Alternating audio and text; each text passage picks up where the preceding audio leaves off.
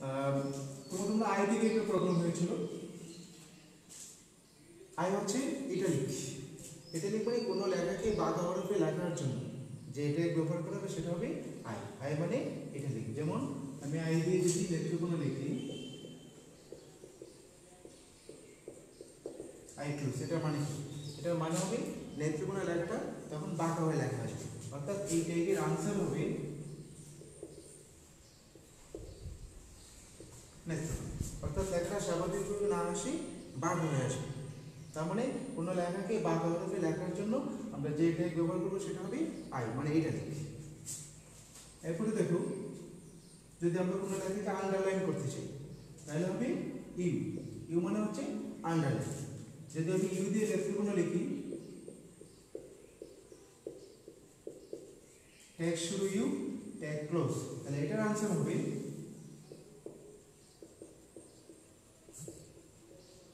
নেত্রকোনা নিচে কি হবে? আন্ডারলাইন করলাম, এটা হবে ইউ ট্যাগ বা আন্ডারলাইন ট্যাগ।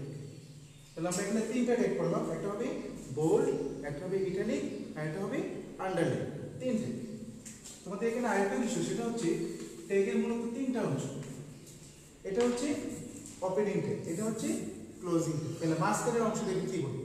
এটা হচ্ছে ট্যাগের এলিমেন্ট, অর্থাৎ ট্যাগের শুরু এবং ট্যাগের শেষ, এর মাঝখানের যে অংশটা থাকুক না কেন পুরোটা হবে ট্যাগের এলিমেন্ট। তাহলে ট্যাগের তিনটা অংশ, একটা হচ্ছে ওপেনিং, একটা ক্লোজিং, আর একটা হচ্ছে ট্যাগের এলিমেন্ট।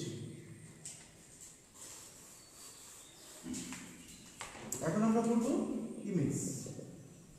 ইমেজটি ইমেজ হচ্ছে ওয়েব পেজে ছবি সংযুক্ত করার জন্য যে ট্যাগ প্রয়োজন হবে সেটা হবে ইমেজ ট্যাগ।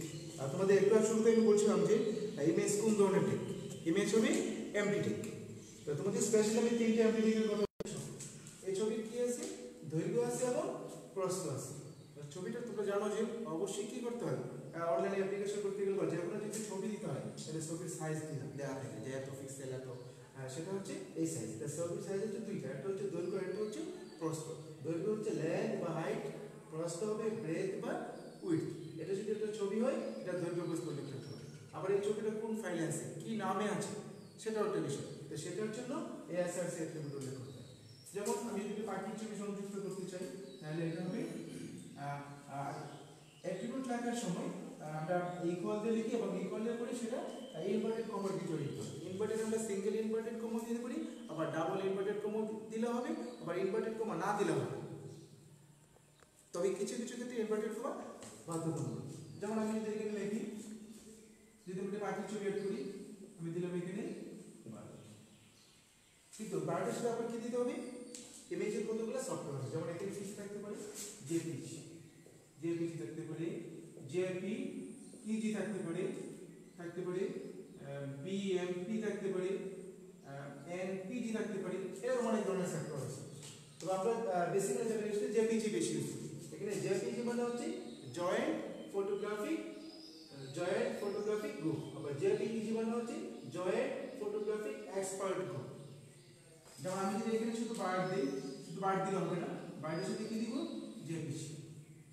তাহলে ছবি অ্যাড হয়ে গেল, পাখির ছবি দিলাম, এবং ছবির দৈর্ঘ্য প্রস্থ, তাহলে দৈর্ঘ্য প্রস্থ উল্লেখ করতে হবে। তাহলে আমি এখানে দিলাম লেন্থ, লেন্থ দিলাম 30, অর্থাৎ ছবির দৈর্ঘ্য দিলাম 30। আবার যদি প্রস্থ দিই ব্রেথ, ব্রেথ দিলাম 20। তাহলে এটা কি দাঁড়ালো? আর যে ট্যাগ শুরু করছে এখানে, ট্যাগ কিন্তু এইখানে শেষ হলো। এটা কিন্তু আমি শেষ করি, ডট ইমেজ হচ্ছে এমটি ট্যাগ। এই ট্যাগের শুরু হচ্ছে কিন্তু শেষ নেই। এটা এই লেখাটার আনসার হবে যে এখানে একটা পাখির ছবি আসবে, ছবিটার দৈর্ঘ্য হবে 30, প্রস্থ হবে 20। তাহলে আমরা কি দেখতে পেলাম যে ওয়েব পেজে ছবি সংযুক্ত করার প্রয়োজনীয় ট্যাগ হচ্ছে এবং শুধুমাত্র ইমেজ দিয়ে কোনো কাজ হয় না, ইমেজ সাথে অ্যাট্রিবিউট উল্লেখ করতে হয়। আর ইমেজের অ্যাট্রিবিউট হচ্ছে এসআরসি। এসআরসি মানে সোর্স। এই সোর্সকে বোঝায় যে ছবিটা কোন ফাইলে আছে, ছবিটা কি নামে আছে, এটার দৈর্ঘ্য কি, প্রস্থ কি, পুরোটা হচ্ছে সোর্স। তো এটা মনে রাখতে হবে। তাহলে আমরা ইমেজ বের করে ফেললাম এবং ওয়েব পেজে কিভাবে ছবি সংযুক্ত করতে হয় সেটাও করে ফেললাম।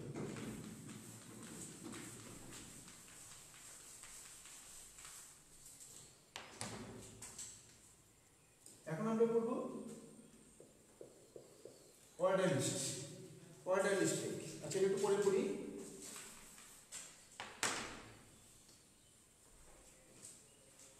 এখন আমরা দুইটা টাইপ করবো পাশাপাশি, একটা করবো সাবস্ক্রিপ্ট আর একটা করবো সুপারস্ক্রিপ্ট। একটা হচ্ছে সাবস্ক্রিপ্ট আর একটা হবে সুপারস্ক্রিপ্ট, এই দুইটাকে পাশাপাশি করে ফেলবো। অর্থাৎ একটাতে আমরা বেস লিখবো আর একটাতে আমরা পাওয়ার লিখবো। যেমন H2 এটা পানির সংখ্যা, এখানে Hটা স্বাভাবিক কিন্তু টুটা হচ্ছে নিচে, অটা আবার স্বাভাবিক। যেমন আমরা যদি লিখি A পাওয়ার B, তাহলে এটা স্বাভাবিক লেখা না, এটা স্বাভাবিক, বিটা পাওয়ার, এখানে বিটা পাওয়ার আকারে আছে, এখানে টুটা বেস আকারে আছে, তাহলে স্বাভাবিকভাবে এগুলো লেখা যাবে না। তাহলে এগুলো লেখার জন্য, বেস লেখার জন্য হবে সাবস্ক্রিপ্ট, আর পাওয়ার লেখার জন্য হবে সুপার।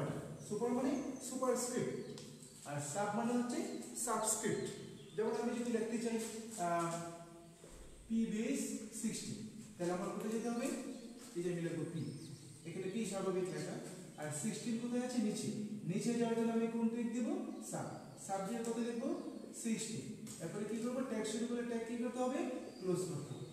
এই যে সাব ক্লোজ করলাম, তাহলে যে p সাব দিয়ে দিলাম 16, এরপরে সাব ক্লোজ, তাহলে এটা आंसर কত হবে, p বেস 60। এখন যদি আমি লিখতে চাই p টু দি পাওয়ার 60, তাহলে আমাকে কি লিখতে হবে, তাহলে আমাকে লিখতে হবে p পাওয়ারের জন্য হবে সুপারস্ক্রিপ্ট, সুপার দিলাম, এরপরে হবে 16, ট্যাগ শুরু করলে ট্যাগ শেষ করতে হবে, এই যে সুপারস্ক্রিপ্ট। তাহলে এটা आंसर কি হবে, p টু দি পাওয়ার 60। এই দুইটাকে পাশাপাশি, এবং এই দুইটাকে তোমরা অনেক সময় ভুল করে ফেলো। একটু মনে রাখার জন্য আমি বলি যে বেস লেখার জন্য হবে সাবস্ক্রিপ্ট, আর পাওয়ার লেখার জন্য হবে সুপারস্ক্রিপ্ট। তাহলে দেখো সাবের শেষে ধরো হচ্ছে বি, বি তে তোমরা ধরে নেবে বি মানে হচ্ছে বেস, বেস মানে কি, নিচে, অর্থাৎ বেস লেখার জন্য হবে সাবস্ক্রিপ্ট। আর যদি আমরা পাওয়ার লিখতে চাই তাহলে হবে সুপারস্ক্রিপ্ট। দেখো সুপারের শেষে ধরো হচ্ছে পি, পি মানে হচ্ছে পাওয়ার, অর্থাৎ যদি আমরা পাওয়ার এটা লিখতে চাই সেটা হবে সুপারস্ক্রিপ্ট। তাহলে আমরা সুপারস্ক্রিপ্ট এবং সাবস্ক্রিপ্ট অর্থাৎ বেস এবং পাওয়ার কিভাবে লেখে এই টেবিলে সেটা আমরা শিখে নিলাম। এখান থেকে তোমরা তোমাদের পরীক্ষায় বিভিন্ন সংকেত আসবে, যে এই সংকেতগুলোকে HTML কোডের সাহায্যে লেখো। যেমন মনে করো H2O, H2O কে আমরা কিভাবে HTML কোডের সাহায্যে লিখব। তাহলে এখানে H হচ্ছে স্বাভাবিক, এটা যদি লিখব H, টুটা স্বাভাবিক না, টুটা বেস আকারে আছে, তাহলে বেস আকারের জন্য আমরা কোন টেক দিব, সাবটেক। এই যে দিলাম সাব, সাব কত আছে 2, তাহলে 2 দিব, আর ট্যাগ শুরু করলে আমরা ট্যাগ কি করতে হবে, শেষ করতে হবে। এখানে আমরা ট্যাগ শেষ করলাম, আর এখানে ও স্বাভাবিক। তাহলে H2O কে HTML কোডের সাহায্যে লিখতে হলে আমাদেরকে এইভাবে লিখতে হবে। আবার মনে করো আমরা লিখলাম a plus b whole square equal a square plus 2ab plus b square। এটাকে HTML কোডের সাহায্যে কিভাবে লেখা যায়, এটা দেখো। প্রথমে কি লেখা আছে, a plus b whole square, তাহলে এখানে ব্র্যাকেট a plus b স্বাভাবিক, এখানে 2টা হচ্ছে পাওয়ার, তাহলে এখানে ব্র্যাকেট a plus b টা স্বাভাবিক কি হবে, a power 2, এটাকে আমরা কি দিয়ে লিখব, সুপারস্ক্রিপ্ট। সুপার দিলাম, সুপার দিয়ে কত লিখব, 2, এই যে পাওয়ার হয়ে গেল, ট্যাগ শুরু করলে ট্যাগ শেষ করতে হবে, এই যে হয়ে গেল a plus b whole square। এরপরে কি আছে, ইকুয়াল, আমি ইকুয়াল দিয়ে দিলাম। এরপরে কি আছে, a square, তাহলে a square কে আমরা কি লিখতে হবে, এই হবে, আর 2 হচ্ছে পাওয়ার, তাহলে এটার জন্য আমাকে কি দিতে হবে, সুপারস্ক্রিপ্ট দিতে হবে 2, সুপারস্ক্রিপ্ট দিলে সুপারস্ক্রিপ্ট শেষ করতে হবে। তাহলে এই হয়ে গেল আমার a square প্লাস 2ab স্বাভাবিক আছে, এই প্লাস 2ab দিয়ে দিই, প্লাস b square, তাহলে b square কে আমি কি লিখব, b, b দিয়ে স্কয়ার, স্কয়ারের জন্য কোনটা দেব, সুপারস্ক্রিপ্ট, সুপারস্ক্রিপ্ট কত দেব, 2, এরপরে সুপারস্ক্রিপ্ট। তাহলে a square plus 2ab a plus b whole square equal a square plus 2ab plus b square কে যদি আমি HTML কোডের সাথে লিখতে চাই তাহলে আমাকে এইভাবে লিখতে হবে। তাহলে সুপারস্ক্রিপ্ট এবং সাবস্ক্রিপ্ট অর্থাৎ বেস এবং পাওয়ার HTML কোডের সাথে কিভাবে লেখা যায় সেটা আমি তোমাদের বুঝিয়ে দেব।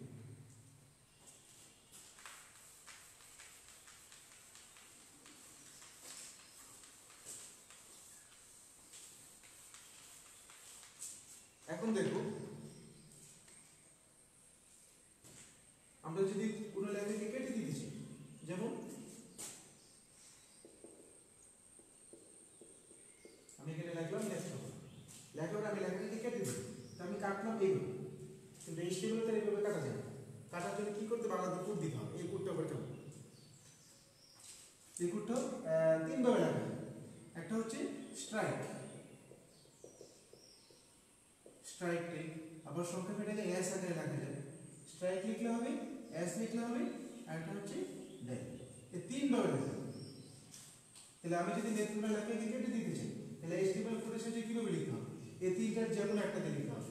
স্ট্যাক লিখলে হবে, এস লিখলে হবে, ডেল লিখলে হবে। যেমন আমি যদি ডেল দিয়ে লিখতে চাই তাহলে এটা হবে ডেল, এরপরে লিখব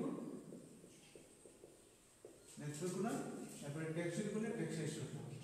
এই যদি আমি এইভাবে লিখি তাহলে এটা আনসার হবে নেত্রকোনা লেখাটা কাটা কাটা। তাহলে এটা তিনভাবে লেখা হবে, ডেল দিয়েও লেখা যাবে, এস দিয়েও লেখা যাবে, স্ট্রাইক দিয়েও লেখা যাবে। এখানে এস মানে হচ্ছে স্ট্রাইকের প্রথম অক্ষর এস।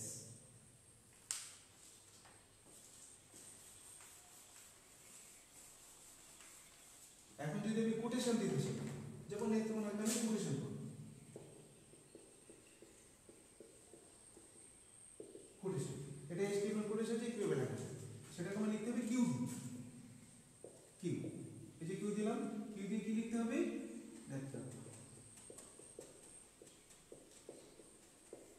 কিউ দিয়ে শুরু করলাম, কিউ দিয়ে শেষ, কি লিখলাম? এলিমেন্ট হচ্ছে নেত্রকোনা। তাহলে এটা আনসার আসবে এই যে নেত্রকোনার মধ্যে কোটেশন মার্কস চলে আসবে। তো কোটেশন আবার সিঙ্গেলও চলে, ডাবলও চলে, আবার কোটেশন না দিলেও চলে। আবার কিছু ক্ষেত্রে কোটেশন বাধ্য হবে। যেমন আমি যদি লিখি ফন্ট, ফন্ট একটা টেক, যদি আমি লিখি ফন্ট ফেস, ফন্ট ফেস অর্থাৎ এটা আমি কি ফন্টে লিখবো? দেখি আমি বাংলা ফন্টে লিখবো না ইংরেজি ফন্টে লিখবো। যেমন ইংরেজি ফন্টে যদি আমরা লিখি তাহলে আমরা ফন্টের নাম দিই টাইমস নিউ রোমান।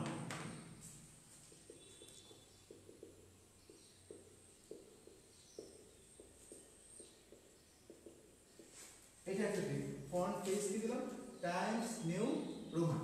দেখো এখানে তিনটা শব্দ টাইমস নিউ রোমান এবং মাঝখানে কি আছে? স্পেস আছে।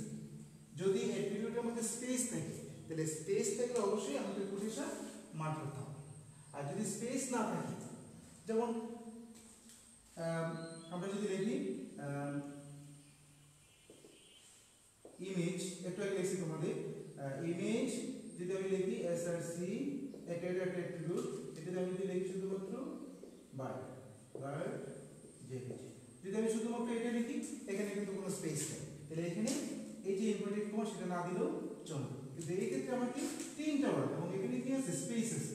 যদি একটিতে স্পেস থাকে তাহলে অবশ্যই আমাকে ইনভার্টেড কমা দিতে হবে। আর যদি স্পেস না থাকে তাহলে আমার ইনভার্টেড কমা না দিলে হবে, দিলেও কোনো প্রবলেম নেই। তবে HTML এর যে উন্নত সংস্করণ সেটা হচ্ছে ইনভার্টেড কমা দেওয়ারই সুপারিশ করে। তাহলে ইনভার্টেড কমা দিয়ে দেবো, তবে সিঙ্গেল দিলে হবে, ডাবল দিতে হবে।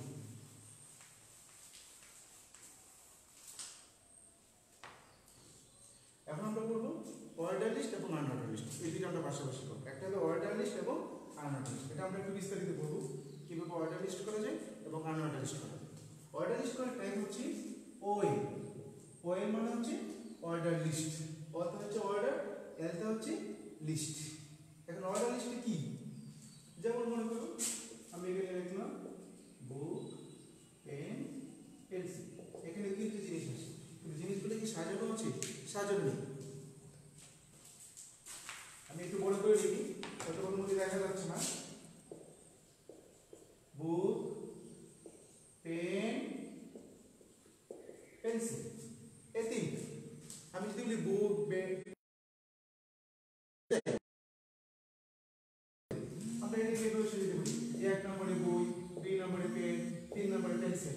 এটা একটা সাজানো, অর্থাৎ এটা হবে অর্ডার লিস্ট। আর যদি না সাজানো, যদি শুধু এইভাবে লিখি বুক, পেন, পেন্সিল, তাহলে তো এটাকে আর সাজানো যাচ্ছে না।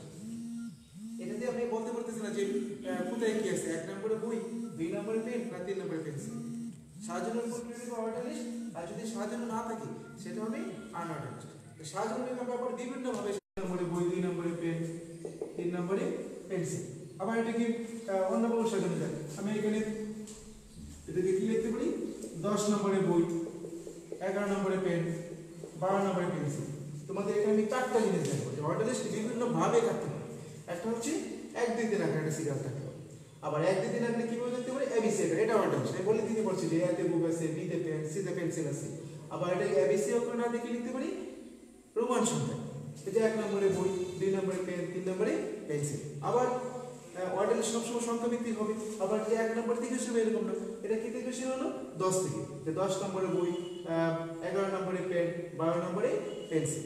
এটা কিভাবে লেখা যায়? Order list. তাহলে দেখো যদি আমি এই থেকে অর্ডার লিস্ট করি তাহলে আমাকে লিখতে হবে এইভাবে। অর্ডার লিস্টের ট্যাগের নাম হচ্ছে OL। ওয়েল।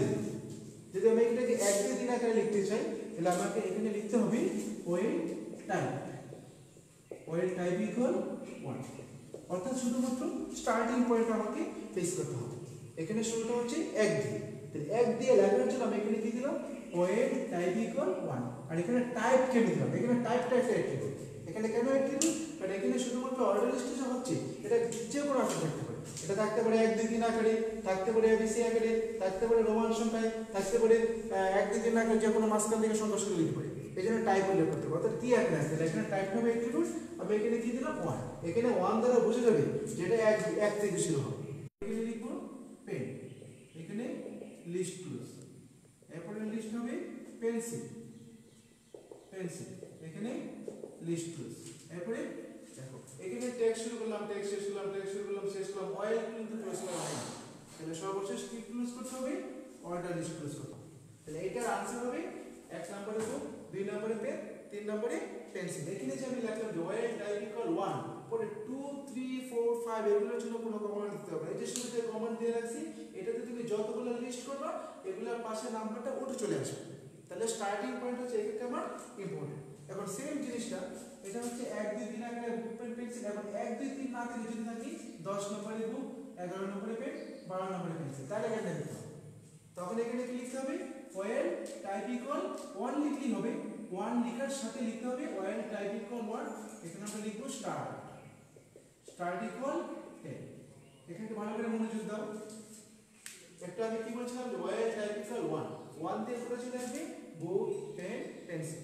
কিন্তু এটা 1 2 3 আকারে শুরু না হয়, যদি শুরু হয় 10 থেকে, 10 নম্বরে বই, 11 নম্বরে পেন, 12 নম্বরে পেন্সিল, তাহলে আমাকে লিখতে হবে well type equal 1, start equal 10। মানে কি ওয়েল টাইপ ইকুয়াল 1 মানে কি, এটা 1 2 3 অল আসে, আর শুরুটা কত থেকে 10 থেকে, এটা তাই বলা হচ্ছে স্টার্ট 10। অথবা এটা এইভাবে লিখতে হবে যে ওয়েল টাইপ ইকুয়াল 10, এটা লিখতে হবে। আচ্ছা, তাহলে তোমরা দুটো জিনিস বুঝতে পারছো যে 1 2 3 আগে রাখলে কি হবে, আর 10 11 12 আগে রেখে লিখতে হবে। এটা হচ্ছে অর্ডার লিস্ট।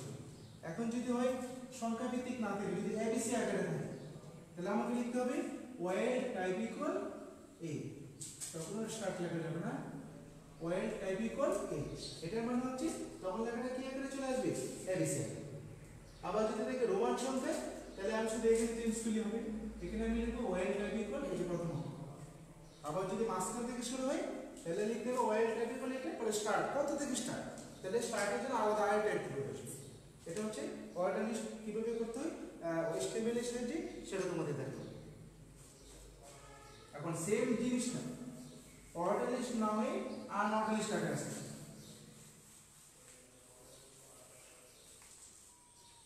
এই যে এখানে দেখো বুক পেন পেন্সিল, যদি আমি এটা এইভাবে সাজিয়ে রাখি, এটাতে কি কোনো সিরিয়াল বা এটা কি ক্রমানুসারে আসে? নাই, সিরিয়াল বা ক্রমানুসারে থাকলে অর্ডার আসে। আর যদি সিরিয়াল বা ক্রমানুসারে না থাকে, বা এমন কোনো প্রতীক থেকে যা দিয়ে সিরিয়াল বোঝা যায় না, সেটা হবে আনঅর্ডার লিস্ট। যেমন এটা বুক পেন যে আকারে আছে, এটা লিখি একটা আনঅর্ডার লিস্ট, এটার মধ্যে কিছু নেই। আবার অন্য সময় এভাবে থাকতে পারে, ঠিক এটা হচ্ছে বৃত্ত। এই কি দেওয়া হলো সার্কেল, বৃত্ত দিয়ে বুক, বৃত্ত দিয়ে পেন, বৃত্ত দিয়ে পেন্সিল, এটা একটা প্রতীক বটে, কিন্তু এটাতে কোনো সিরিয়াল বা ক্রমানুসার বোঝা যায় না, এটা আনঅর্ডার লিস্ট।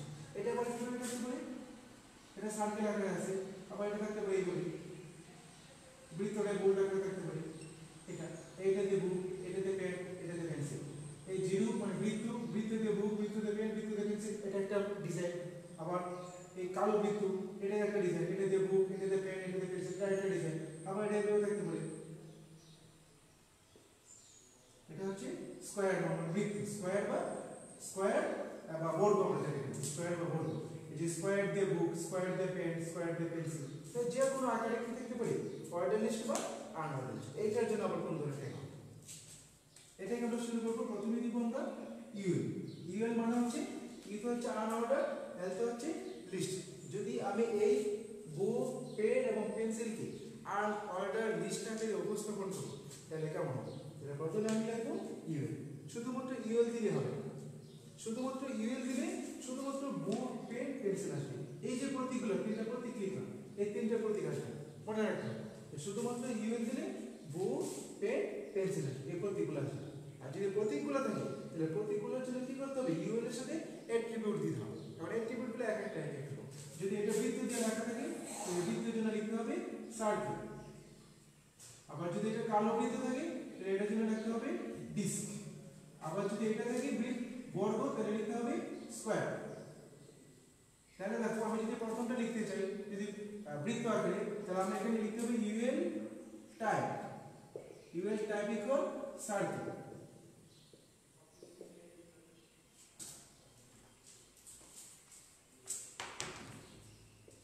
এরপর আমি কি লিখব, লিস্ট। কি লিস্ট করব, বুক। এরপরে লিস্ট ক্লোজ। এরপরে দেখো পেন। আমি লিস্ট দিয়ে কি লিখব, পেন। এরপরে লিস্ট ক্লোজ। এরপর লিস্টে কি লিখব, পেন্সিল। Pencil list close. সবশেষে ইউএল ক্লোজ। তাহলে এটা आंसर কি আসবে, এটা आंसर আসবে এই বৃত্ত দিয়ে বুক, পেন, পেন্সিল। আবার যদি এটা এই যে কালো বৃত্ত, যদি কালো বৃত্ত দিয়ে বুক, পেন, পেন্সিল লিখতে চাই এটা শুধু আমাকে এখানে টাইপটা চেঞ্জ করতে হবে। তখন এখানে সার্কেলের পরিবর্তে হবে ডিস্ক, DISC। আবার যদি এটা থাকলো না, বৃত্ত থাকলো না, কালো বৃত্ত থাকলো না, যদি থাকে square, square the book, square the pen, square the pencil, তাহলে এখানে তখন ডিস্কের পরিবর্তে হবে স্কয়ার। এটা হচ্ছে অর্ডার লিস্ট এবং আনঅর্ডার লিস্ট কিভাবে করতে হয় সেটার একটা নমুনা দেখানো হবে। যে অর্ডার লিস্ট কিভাবে থাকতে পারে, অর্ডার লিস্ট 1 2 3 আকারে থাকতে পারে, অথবা 1 2 3 আকারে না থেকে 10 থেকে শুরু হতে পারে, 10 11 12 থেকে শুরু হতে পারে, অথবা এটা রোমান সংখ্যা থাকতে পারে, অথবা ABC আকারে থাকতে পারে। সেই ক্ষেত্রে অবশ্যই আমাদের টাইপ উল্লেখ করতে হবে। আবার আনঅর্ডার লিস্ট হচ্ছে শুধুমাত্র বুক, পেন, পেন্সিল থাকতে পারে, এখানে সার্কেল থাকতে পারে, ডিস্ক থাকতে পারে, স্কয়ার থাকতে পারে, স্টার থাকতে পারে, যা কোনো সেটা হবে আনঅর্ডার লিস্ট। তাহলে আনঅর্ডার লিস্ট বোঝার সিস্টেম হচ্ছে যে প্রতীক দ্বারা কোনো ক্রমানুসার বা সিরিয়াল বোঝা যায় না সেটা হবে আনঅর্ডার লিস্ট, এবং যার দ্বারা সিরিয়াল বা ক্রমানুসার বোঝা যায় সেটা হবে অর্ডার লিস্ট। তাহলে আমরা দুই ধরনের টাইপ করি। তাহলে অর্ডার লিস্ট জন্য হচ্ছে OA আর আনঅর্ডার লিস্ট হচ্ছে UL, কিন্তু মাঝখানে একটা কমন, সেটা হচ্ছে LI। LI মানে হচ্ছে লিস্ট।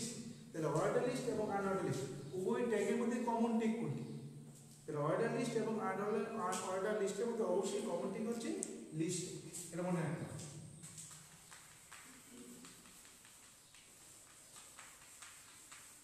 তাহলে আমরা HTML এর মোটামুটি বেসিক জিনিসগুলো পড়লাম।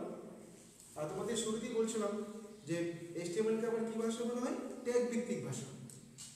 ট্যাগ যেমন যে ট্যাগটা শুরু করতে হয় অ্যাঙ্গেল ব্র্যাকেট দিয়ে, আবার শেষ করতে হবে স্ল্যাশ দিয়ে, আর এটার ভিতরে আমরা কি লিখি, বিভিন্ন কিওয়ার্ড দিই, যেমন HTML হেড, টাইটেল, বডি। এখন তোমাদের HTML স্ট্রাকচারটা বলতে, HTML এ যে কোনো কোড লিখতে গেলে বা যে কোনো ইনপুটের সাথে আউটপুট প্রদর্শন করতে গেলে আমরা কিভাবে লিখি, অর্থাৎ HTML টা কিভাবে স্টার্টিং হয় এবং কিভাবে এন্ডিং হয়, এটা একটা বেসিক স্ট্রাকচার। তোমাদের মনে রাখতে হবে যে HTML শুরু হবে HTML দিয়ে, আবার শেষ হবে HTML দিয়ে।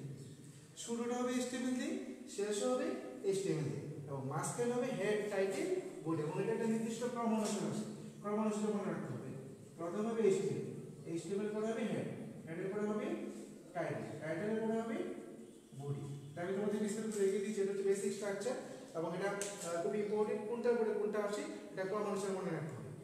প্রথমে হবে HTML পরে হবে হেড, হেডের পরে হবে টাইটেল, টাইটেলের পরে হবে বডি। আমি তোমাদের পুরো স্ট্রাকচারটা দেখিয়ে দিই যে আমি শুরু করলাম কি দিয়ে, HTML দিয়ে। যখন HTML প্রোগ্রাম এটা এইভাবে হয়, শুরুটা হবে HTML দিয়ে, শেষ হবে HTML দিয়ে, আর মাঝখানে হবে হেড, টাইটেল, বডি। এই যে তো HTML শুরু, HTML পরে লিখবো আমি হেড, হেডের পরে লিখবো টাইটেল। টাইটেল মানে হচ্ছে শিরোনাম, অর্থাৎ আমি কি তৈরি করতে চাচ্ছি, আমি ওয়েব পেজ তৈরি করবো, নাকি ওয়েবসাইট তৈরি করবো, নাকি অর্ডার লিস্ট করবো, নাকি আনঅর্ডার লিস্ট করবো, নাকি হাইপারলিংক করবো, এটা হবে টাইটেল। আমি কি তৈরি করতে চাই, যদি আমি ওয়েব পেজ তৈরি করতে চাই তাহলে আমাকে টাইটেল দিতে হবে। আচ্ছা, একটু পরে আসলে শুধু স্ট্রাকচার নমুনাটা দেখে, HTML হেড, টাইটেল। এরপরে এখানে আবার কি আছে, অটো টেক্সট শুরু করলে টেক্সট শেষ করতে হবে। আমি শুরুতেই বলছিলাম যে আমরা শুরু করবো HTML দিয়ে, শেষ করতে হবে HTML দিয়ে। তো এই HTML শেষ করবো সবার শেষে।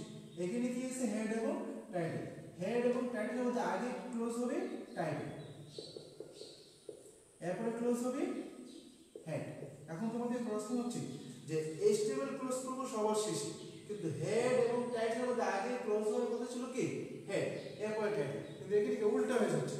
উল্টা মানে কি আগে টাইটেল ক্লোজ পরে হেড ক্লোজ। এটা আমি একটু পরে আসি, এটা তোমাদের প্রশ্ন, এটা পরে বলতেছি কেন আগে টাইটেল ক্লোজ এবং পরে কেন হেড ক্লোজ। এখন হচ্ছে বডি, এখন হবে বডি ক্লোজ, সবশেষে কি ক্লোজ হবে HTML ক্লোজ। তাহলে আমরা দেখলাম যে HTML এর বেসিক কিওয়ার্ড হচ্ছে এই চারটা, HTML হেড টাইটেল বডি, এবং এই সবগুলো হচ্ছে কন্টেইনার ট্যাগ, অর্থাৎ এগুলো শুরু হচ্ছে এবং শেষ হচ্ছে, এবং যে কোনো HTML প্রোগ্রাম শুরু হবে HTML দিয়ে, শেষ হবে HTML দিয়ে। মাঝখানে কি আছে হেড টাইটেল বডি। আমি এখানে লিখলাম হেড, হেডের পরে টাইটেল, টাইটেলে হেড এবং টাইটেলের মধ্যে আগে ক্লোজ হওয়ার কথা ছিল হেড, কিন্তু হেড নয় কি ক্লোজ হয়েছে টাইটেল। আমি একটু পরে দেখা দিচ্ছি যে টাইটেল ক্লোজ, এরপরে হচ্ছে হেড ক্লোজ, এরপরে বডি শুরু বডি ক্লোজ, সবশেষে HTML ক্লোজ। এটা স্ট্রাকচার হয়ে যাবে HTML দিয়ে শুরু HTML দিয়ে শেষ, অর্থাৎ হচ্ছে HTML একদম বেসিক স্ট্রাকচার। আর এটার ভিতরের যে অংশটা আছে সেটা আবার দুইটা ভাগে বিভক্ত। তোমরা দেখো হেড শুরু হয়েছে এখান থেকে, হেড শেষ হয়েছে এখানে, অর্থাৎ হেড এবং টাইটেল এক প্যাকেটে ঢুকে গেছে, অর্থাৎ এটাকে বলে হেড সেকশন।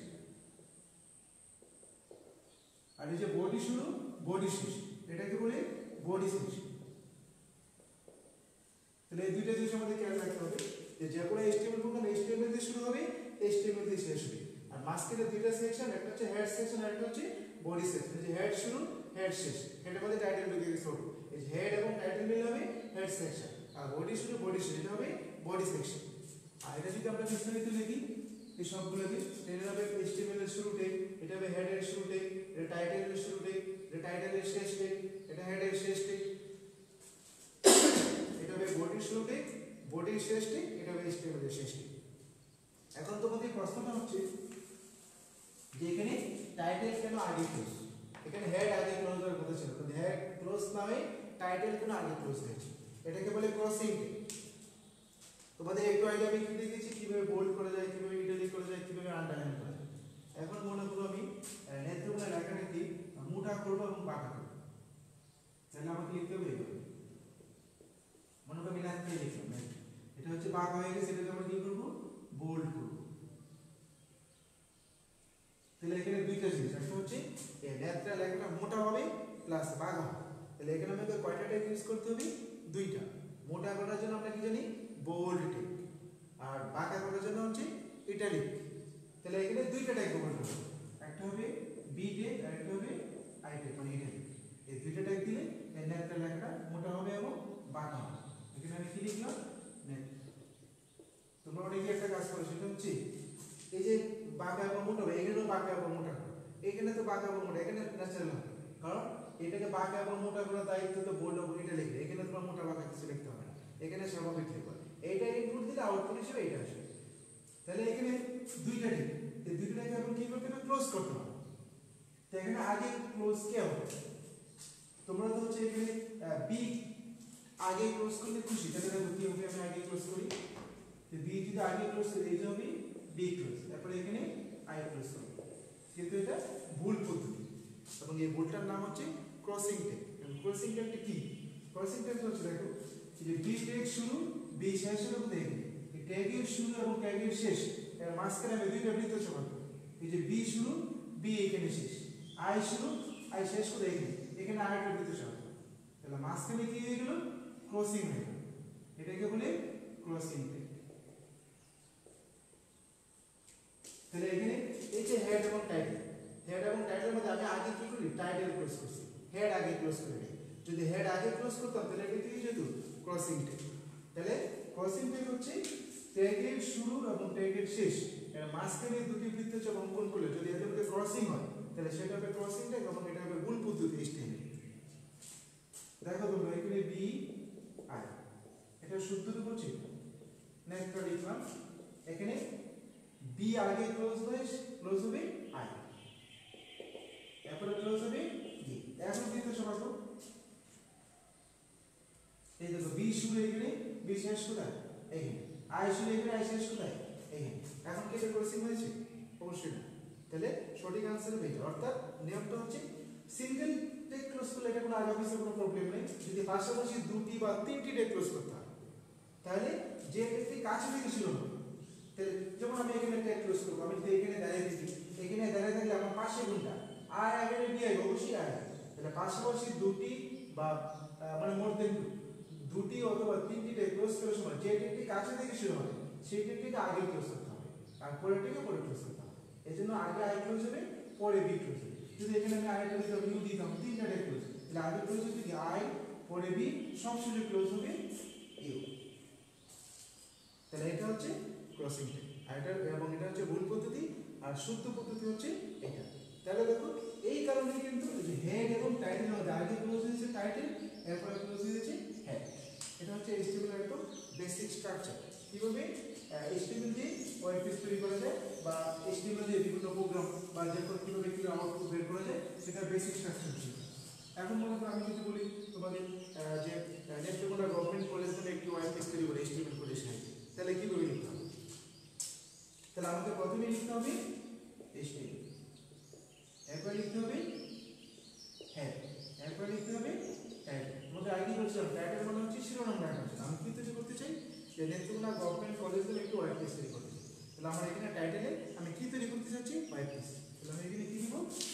Web page. এরপর এখানে টাইটেল ক্লোজ, এরপরে হবে হেড ক্লোজ। মনে রাখতে হবে যাকে টাইটেল ক্লোজ হয়েছে এরপরে হেড ক্লোজ হয়েছে, এটা খেয়াল রাখতে হবে যেন ক্রসিং টেক না হয়। এরপর আমি কি লিখবো? বডি। আমি কি কি নামে ওয়েব পেজ তৈরি করবো? নেত্রকোনা গভর্নমেন্ট কলেজ নাম। তাহলে আমার এখানে আরেকটা বিষয় মনে রাখতে হবে যে HTML এর মূল অংশ কোথায় লিখতে হয়? মূল অংশ লিখতে হবে বডিতে। আমি কি চাই সেটা অবশ্যই বডিতে লিখতে হবে। আর এই যে এই পর্যন্ত লিখলাম HTML হেড টাইটেল টাইটেল যেন ওয়েব পেজ টাইটেল ক্লোজ করলাম হেড ক্লোজ করলাম, এগুলো কিন্তু একটা আনসার আসবে না। আনসার আসবে বডির মধ্যে যা লেখা হয় সেটাই আনসার আসবে। এই জন্য মনে রাখতে হবে যে HTML এর মূল অংশ কোথায় লেখা হয়? মূল অংশ লেখা হয় বডিতে। আমি এখানে কি লিখবো? Netrokona government college.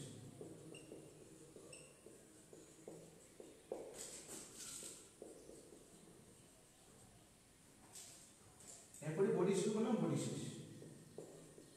আমি যদি এখানে আমি লিখতে চাই, এখানে যাই লেখা হবে সেটাই ওয়েব পেজ আসবে। এরপরে সবশেষে ক্লোজ হবে HTML ক্লোজ। তাহলে নেত্রকোনা গভর্নমেন্ট কলেজ থেকে কিভাবে ওয়েব পেজ তৈরি করে সেটা স্ট্রাকচার হচ্ছে এটা, যে HTML দিয়ে শুরু করলাম, HTML দিয়ে শেষ করলাম। হেড টাইটেল, টাইটেল আমি কি তৈরি করতে চাই? Web page. এরপরে টাইটেল ক্লোজ, এরপরে হেড ক্লোজ। এরপরে দিলাম বডি, আমার বডি হচ্ছে Netrokona government college, body close, HTML close. এটা হচ্ছে একদম HTML দিয়ে কিভাবে ওয়েব পেজ তৈরি করা যায় বা বিভিন্ন প্রোগ্রামিং কোড লেখা যায়, এটা একদম বেসিক স্ট্রাকচার।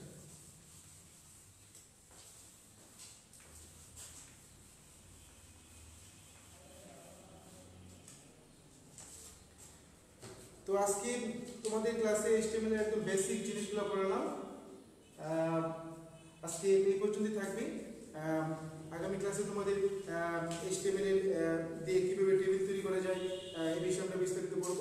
তো সুপ্রিয় শিক্ষার্থী কিন্তু তোমরা সেই পর্যন্ত ভালো থাকো। আল্লাহ হাফেজ।